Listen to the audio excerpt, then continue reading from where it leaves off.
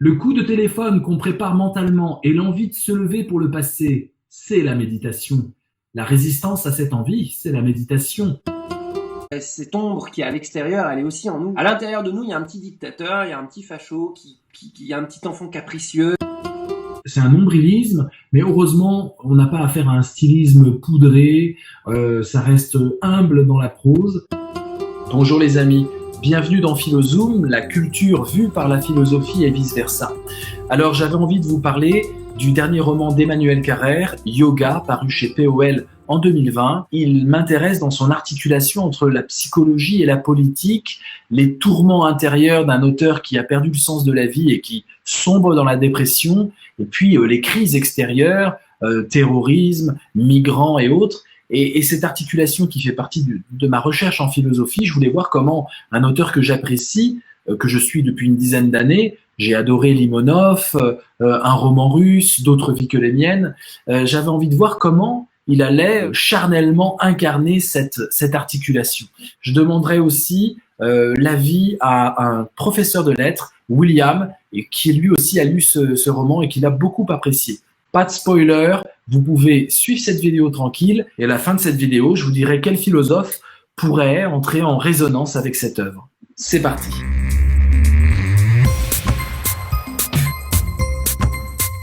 De quoi il en retourne Eh bien d'un livre tout à fait captivant à lire. Hein. Dans ce roman Yoga, que je ne vais pas noter, je ne note que les œuvres audiovisuelles, impossible de noter une œuvre littéraire, mais je vais quand même vous dire ce que j'en pense.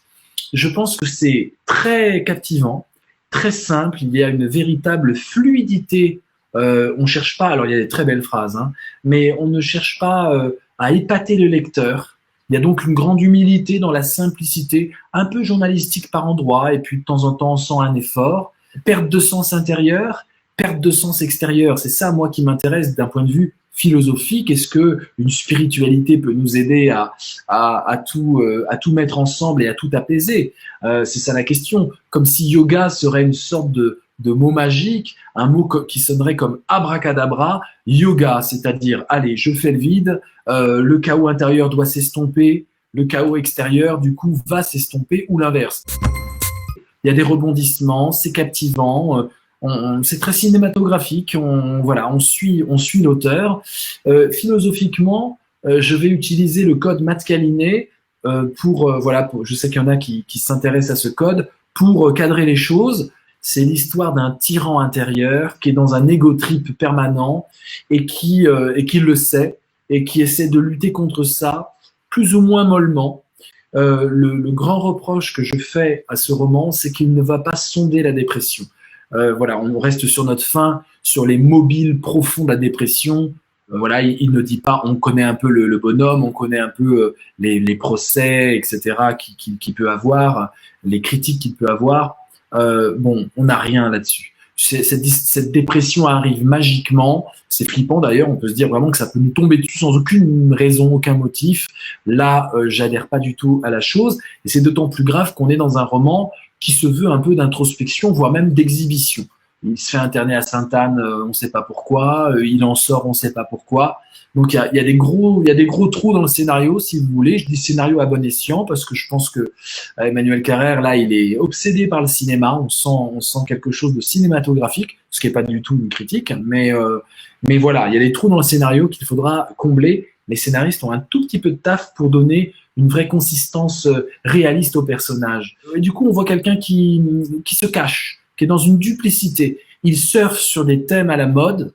Alors, peut-être que c'est vrai ce qu'il dit, on ne sait pas d'ailleurs. Le truc des migrants, on a du mal à y adhérer, on ne sait pas trop. Le passage sur Sainte-Anne est vraiment super bien écrit. J'ai l'impression qu'il se met un peu trop en scène comme étant le héros des temps modernes dont l'aventure consiste à braver la dépression. Voilà. Et voilà. Et ça me sort du roman. Ça me sort de l'histoire. Je vois l'écrivain qui analyse comment arriver, à donner au public ce qui lui ferait du bien. Voilà. L'effort de tout le roman est un effort pour s'élever, trouver une paix intérieure, ne plus avoir peur de la mort. ne plus avoir peur de ces démons-là, qui sont peu nommés malgré tout. Il aborde la dépression en termes logiques et pas du tout en termes de rapport à l'autre. On sent vraiment un désir de s'enfermer un peu en soi-même et une complaisance à cet endroit-là. C'est quelqu'un qui à la fois est enfermé en lui-même avec une pointe d'ego trip, hein, d'arrogance, et à la fois avec un vrai besoin de générosité. Donc c'est une tension, mais je trouve c'est bancale. Hein. J'ai trouvé ça très bancal, mais c'est vrai qu'il y a des élans de générosité. Alors est-ce que c'est une générosité parce qu'il fallait, parce que si c'est trop sombre et qu'on déteste l'auteur, ça va pas le faire. Je sens la séduction pour le lecteur. Mais voilà, encore une fois, ça peut être tout à fait louable. Je gratte derrière la douleur et je vois une grande jouissance de plaire à un public qui sait peut-être en lutte contre la dépression. Et donc, on a affaire à, pour moi, à un roman qui est un peu un roman remède. Vous voyez, qui est là pour aider en disant, voilà, si vous souffrez, sachez que j'ai souffert. Et une mise en scène de la souffrance qui, moi, me dérange un peu. On a l'impression d'un Ulysse cherchant sa terre natale, mais adorant se voir en train de la chercher. Une sorte d'esthétisation des périls psychologiques qu'il devrait rencontrer. Dès qu'un homme de plus de 60 ans me raconte avec complaisance ses combats d'anciens combattants, moi, ça me fout des boutons. Voilà. C'est personnel encore une fois et vous aurez sûrement du plaisir à le lire. Mais moi, je vois ce qui se joue. Ce qui se joue, c'est une exhibition de failles qui ne sont pas les vraies failles, qui sont des failles que l'autre veut entendre. Et c'est une séduction à travers les failles romancées de soi-même. Sans parler du fond spirituel derrière tout ça, il paraît qu'il fait du yoga depuis 30 ans. Il y a très peu de choses au niveau du yoga. Il est malin, Emmanuel Carrère. Dans certains entretiens, il va critiquer le développement personnel, ceux qui font du yoga pour aller mieux, etc. Et en fait, c'est un peu pour ça qu'il prend ce thème. Je sens pas du tout, moi, le praticien de 30 ans de yoga. Je n'arrive pas à le croire. Lorsqu'il est dans sa retraite Vipassana, il fait des remarques complètement grotesques. On sent pas quelqu'un qui a fait un parcours spirituel pour se découvrir soi-même. S'il l'avait fait, je pense que la dépression, il aurait pu la mettre à distance. Et donc, il y a une construction scénaristique d'une dépression qui veut passer pour de l'autobiographie. Moi, je sens ça très fortement, comme s'il cherchait à apitoyer un peu la lectrice en montrant ses blessures et ses cicatrices. Ça rime en plus, c'est pas mal. Le but déclaré est un peu mièvre, il faut l'avouer. J'aimerais devenir meilleur. Est-ce que franchement, quand vous êtes dans une dépression mélancolique, votre but est de devenir meilleur? Absolument pas. Votre but est de sauver votre peau. Et même s'il faut pas être meilleur, c'est pas grave. Votre but est de vous construire un univers de sens et pas d'être dans un développement de vos capacités ou un amendement de vos conduites passées. Je trouve que c'est une erreur philosophique grossière, psychologique grossière. La dépression, c'est sauver sa peau.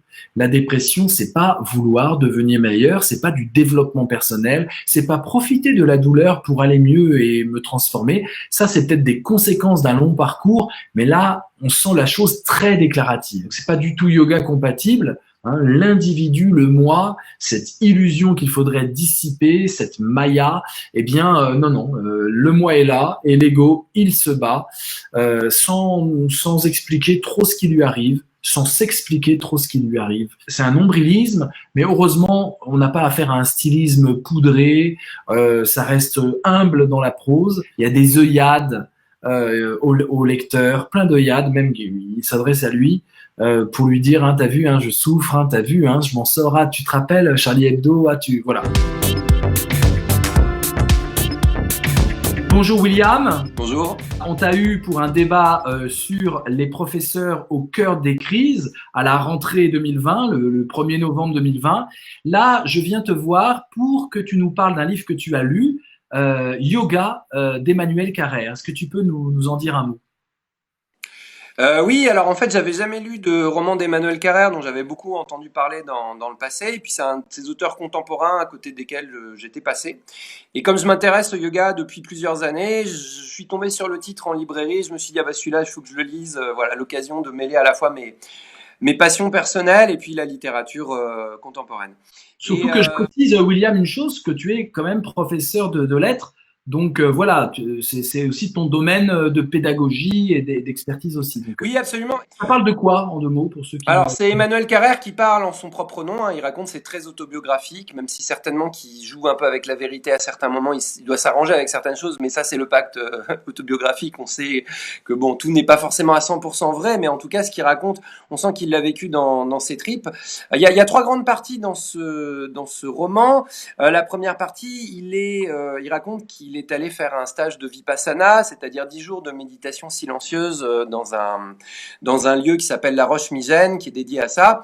Et quand on fait Vipassana, on reste pendant 10 jours coupé de toute forme de relation avec l'extérieur, donc pas de téléphone, pas d'internet, pas non plus la possibilité de parler avec les participants, pour rentrer vraiment, faire cette expérience de rentrer vraiment en soi-même et d'être confronté aussi à ce mental qui ne cesse de bavarder tout le temps. Et voilà. Et en fait, donc il raconte qu'il allait faire ça parce que lui, depuis de nombreuses années déjà, il s'intéresse au tai chi, aux disciplines de yoga, de méditation. Et il s'avère que au bout de 4 jours, eh bien, il est exfiltré de cette séance de Vipassana puisque on vient d'apprendre la tuerie de Charlie Hebdo le 7 janvier. Et en fait, il est très ami avec la femme de Bernard Maris, enfin la compagne de Bernard Maris, qui lui demande d'écrire un texte en hommage à Bernard Maris. Et donc, au bout de 4 jours, eh ben, quelqu'un vient toquer à la fenêtre de sa chambre et puis on lui explique rien au départ. Alors, il s'imagine que ça va être une nouvelle extrêmement dramatique qui touche quelqu'un de sa famille. Et en fait, on lui dit que voilà, il y a eu un massacre et quelqu'un demande à ce qu'il soit disponible pour écrire un texte pour son ami Bernard Maris, qu'il connaissait pas extrêmement bien. Il l'avait rencontré 5 ou 6 fois, il raconte. Et voilà, et c'est comme ça qu'il sort de cette séance, de ce stage de méditation. Mais ce qui est intéressant, en fait, c'est vraiment un roman sur la dualité. Voilà, vraiment, le silence et le bruit, la paix et la guerre, soi et les autres. Enfin, vraiment, la dualité, les dualités sont très marquées dans ce roman. Tout le premier tiers du roman, c'est la confrontation avec cette discipline de la méditation, de finalement se concentrer sur quelque chose d'infime, c'est-à-dire l'air qui rentre et qui sort au travers des narines, puisque c'est disons, c'est comme ça que se passent les heures de méditation. On reste assis le plus confortablement possible et il s'agit justement d'orienter la concentration vers cette infime sensation de l'air qui rentre et qui sort des narines et puis progressivement de scanner son corps. Et évidemment qu'on voit défiler toutes ses pensées. Alors lui, évidemment, il raconte ce qui lui est passé par la tête, les questionnements, parce que son idée, c'était de faire un reportage aussi sur Vipassana.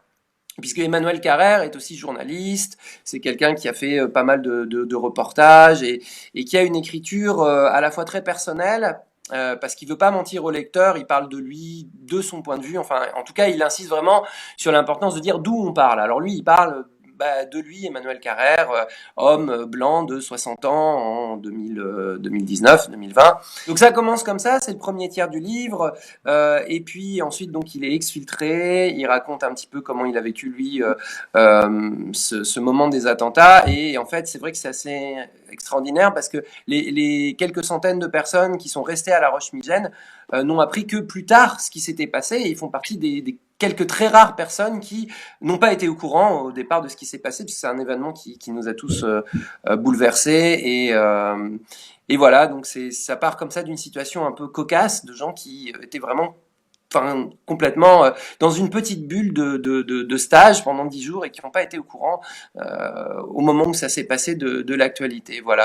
Et donc ça nous questionne. En même temps, Emmanuel Carrère, à un moment, il s'interroge, il dit, mais finalement, si on devait s'arrêter de faire les choses à chaque fois qu'il y a un drame à l'autre bout du monde, alors là, il s'avère que ça a touché la France, donc forcément, c'était plus proche, mais à chaque fois qu'il y a des enfants qui meurent à l'autre bout du monde, à chaque fois qu'il y a des drames, on pourrait plus finalement, on pourrait plus se concentrer sur rien. On serait constamment interrompu, en quelque sorte, par la rumeur du monde ou par le bruit assourdissant du monde, parce que là, parfois, c'est très, très, très fort. Et donc, en fait, il interroge tout au long de son roman, ça revient, cette question du mental humain, en fait. Qu'est-ce qu'on fait avec ce mental qu'on a là? On n'a pas du tout été habitué en fait à la paix intérieure. On est de plus en plus nombreux à aspirer à une sorte de bonheur, de rédemption même, et on s'aperçoit que de toute façon, on est toujours confronté à soi au final, quels que soient les événements. On en revient nos propres structures psychiques, nos systèmes de croyances, c'est ça qui revient dans notre mental et c'est là qu'il faut regarder. En même temps, on n'a pas envie de regarder là parce que il y a toutes nos névroses qui remontent à la surface en quelque sorte, ou notre ego qui se manifeste. Dans ce livre d'Emmanuel Carrère, on s'attend avec le titre Yoga à quelque chose de lumineux, à quelque chose de l'ordre d'une enquête sur l'intériorité, et on se retrouve avec un livre qui raconte l'histoire d'une dépression, les démons de l'alcoolisme, les démons de la perte de sens. Oui, absolument, et c'est pour ça que le livre est intéressant parce que à un premier niveau, un peu naïvement, on pourrait penser que le yoga, finalement, c'est une espèce de pratique qui consiste à être bien et à répondre à des exigences de bien-être. Or, le yoga, c'est une confrontation, en fait. Ça nous oblige aussi à aller chercher, à aller regarder à l'intérieur de nos zones d'ombre, en quelque sorte. Je vais lire quelques extraits. Je répète, la méditation, c'est tout ce qui se passe en soi pendant le temps où on est assis, immobile, silencieux. L'ennui, c'est la méditation. Les douleurs aux genoux, au dos, à la nuque, c'est la méditation. Les pensées parasites, c'est la méditation. Les gargouillis dans le ventre, c'est la méditation. L'impression de perdre son temps à faire un truc de spiritualité bidon, c'est la méditation. Le coup de téléphone qu'on prépare mentalement et l'envie de se lever pour le passer, c'est la méditation. La résistance à cette envie, c'est la méditation, mais pas y céder quand même. C'est tout, rien de plus. Tout ce qui est en plus est trop. Donc toi qui fais du yoga, William, toi qui pratiques le yoga, tu as même derrière toi des choses assez tantriques et symboliques. Comment t'as lu la dépression, ces choses-là? Est-ce que tu es habitué aux classiques de la littérature? Est-ce que tu penses que c'est un peu cheap, un peu facile, ou au contraire, tu y as trouvé une vraie profondeur dans l'abîme qu'il est censé un peu traverser?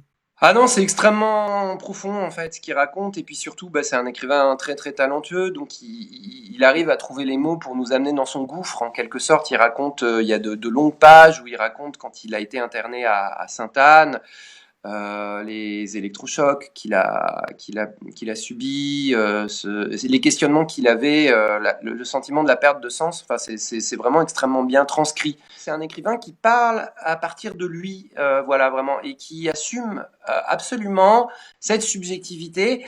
Et on sent qu'il est vraiment formé aussi au reportage, au journalisme. Et c'est un petit peu comme s'il faisait un reportage sur les tréfonds de son âme tourmentée, en quelque sorte, quoi. C'est plutôt réconfortant que le ciel ne s'ouvre pas seulement aux saints, aux sages, aux assidus du Zafou, mais à nous autres membres de la lamentable et magnifique famille des nerveux, à nous autres qu'assaillent les chiens noirs. C'est quand même sublime, cette prose. Oui, absolument, parce que les chiens noirs sont à la fois à l'intérieur de nous et à l'extérieur de nous, en fait. Je trouve que d'ailleurs cette métaphore des chiens noirs, ça évoque tout à fait les frères Kouachi qui ont débarqué à Charlie Hebdo pour tuer tout le monde, quoi, en fait, voilà. Et en fait, cette ombre qui est à l'extérieur, elle est aussi en nous, c'est-à-dire qu'on a tous, à l'intérieur de nous, il y a un petit dictateur, il y a un petit facho, il y a un petit enfant capricieux. Dans cet attentat Charlie Hebdo, multiples attentats, il y a Philippe Lançon qui était là et qui a reçu des balles. Il a mis beaucoup de temps pour se remettre de ses graves blessures. Et il a écrit un livre très remarqué qui s'appelle Le Lambeau. On parlait des chiens noirs pour Emmanuel Carrère. Lui, il parle de ninja noirs pour parler des assassins. J'ai acheté Charlie Hebdo après... Enfin voilà, je m'étais remis à l'acheter et je lisais les petits textes de Lançon justement où il racontait l'évolution de sa santé psychique et physique à l'hôpital et il parlait de ce visage en fait qui a été complètement défiguré et de toutes les opérations qu'il a dû avoir. Enfin c'est un véritable cauchemar qu'il raconte et du coup oui j'imagine que ça doit être un livre extrêmement poignant ça j'imagine. Il dit cela. C'est un livre sur le yoga et la dépression, sur la méditation et le terrorisme, sur l'aspiration à l'unité et le trouble bipolaire, des choses qui n'ont pas l'air d'aller ensemble. En réalité, si, elles vont ensemble. Écoute, merci William, intéressant. On va lire ce livre et merci pour ton éclairage. Merci. William est très enthousiaste, vous l'avez vu. Je le comprends tout à fait, donc ça ne peut que vous inciter à lire ce roman. Alors, quel philosophe aurait pu inspirer Emmanuel Carrère? je pense à Clément Rosset. Clément Rosset s'intéresse à l'insignifiance du monde, au fait que le réel est indéterminable, et je trouve que là, il y aurait une dimension tragique à la dépression, qui serait une dépression non pas simplement psychologique sans en dire les motifs, mais totalement, je dirais, métaphysique. Et je pense que c'est cette dimension métaphysique ou spirituelle, si vous préférez, vraiment. On déprime le monde dans sa réalité, on ne déprime pas son divorce, on ne déprime pas ses petits bobos, ses procès, etc. On déprime le monde. Eh bien, il manque un peu de ce délire monde dans le roman d'Emmanuel Carrère. Le délire est très centré sur l'ego et l'ego est très centré sur les faits qui lui arrivent. C'est un journal d'une dépression, mais on n'accède jamais à la part universelle de cette dépression-là. J'ai lu dans les critiques du livre que Emmanuel Carrère nous ferait accéder à un homme universel à travers son récit. C'est super bien dit, hein, mais moi je ne le sens pas du tout. Voilà, il est très présent, il parle de lui dans des problématiques qui sont quand même les siennes, et il nous englobe pas dans des choses qui pourraient nous soulager. De Clément Rosset, il faut aussi lire Le réel et son double. Tout est dans le titre, si vous voulez. C'est tellement difficile d'affronter le réel, de dire oui au réel, qu'on lui préfère un double de substitution. Eh bien, ça, je ne le sens pas dans le roman. Ça aurait pu, cette dimension métaphysique qui nous amène vers du Calderon, qui nous amène vers l'idée que tout peut être illusoire, eh bien, on le sent pas, alors que c'est le propos même du yoga. Le yoga bataille dans ces traverses métaphysiques-là, et c'est ce qui manque. La promesse d'un titre comme ça aurait dû appeler quelque chose de beaucoup plus cosmique, holistique et beaucoup moins narcissique. C'est un roman beaucoup plus viriliste qu'il n'y paraît, même si ça pleure, même si ça demande l'euthanasie, il y a quand même l'affirmation d'un ego qui a besoin d'être très affirmatif mais borné. Pourquoi borné ? Parce que aucune raison sous-jacente à la dépression n'est livrée. Et du coup, on a l'impression de quelque chose d'opiniâtre, d'entêté et de très peu questionnant au final. Mais c'est peut-être ça la différence entre le yoga et la philosophie. Ne pas se poser de questions ou s'en poser sans cesse. Voilà les amis, c'est fini pour ce Philozoom. Ça vous a plu? Dites-le, faites-le savoir. Un petit pouce, un commentaire. J'ai hâte de savoir ce que vous avez pensé de ce roman. N'hésitez pas à partager sur tous les réseaux. Vous pouvez bien sûr vous abonner à la chaîne en appuyant sur la cloche pour recevoir les notifications. Et puis vous pouvez devenir membre de la chaîne. Vous appuyez sur le bouton rejoindre et vous aurez un petit scarabée lors des Philo Live et surtout des vidéos en exclusivité. À bientôt les amis.